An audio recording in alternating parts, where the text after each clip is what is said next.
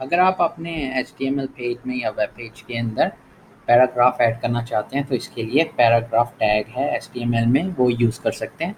जैसे एग्जांपल देखते हैं, पहले HTML टैग ऐड कर लेते हैं। HTML पेज के जो रिक्वायर्ड है HTML और बॉडी टैग और बॉडी का एंड टैग।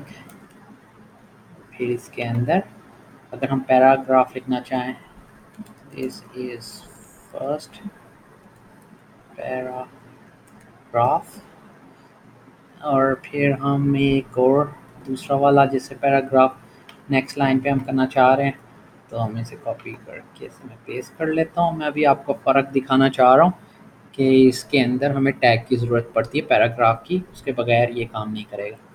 इसके बाद कहते हैं दिस इज सेकेंड पैराग्राफ।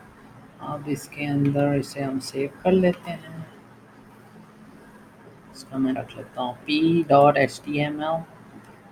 अब इसे रन करके देख लेते हैं। अभी हमने पैराग्राफ का कोई टैग ऐड नहीं किया है, तो हम ज़रा डिफरेंस देखेंगे ऐड करने से पहले और बाद में।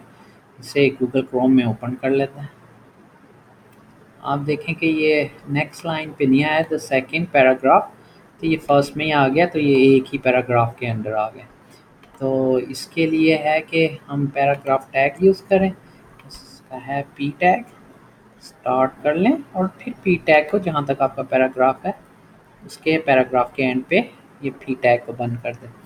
फिर अब हम इसको भी पैराग्राफ बना लेते हैं और फिर ये सेकंड हमारा पैराग्राफ जो है ये भी एंड हो गया। इसे ओपन, इसका टैग पैराग्राफ का और क्लोजिंग, तो ये दो पैराग्राफ हो गए हमारे पास। अब इसे हम सेव करके रन करके या रिफ्रेश करके फिर से देखते हैं। ये आपने देखा ये अलग अलग ऐसा पैराग्राफ आ गए।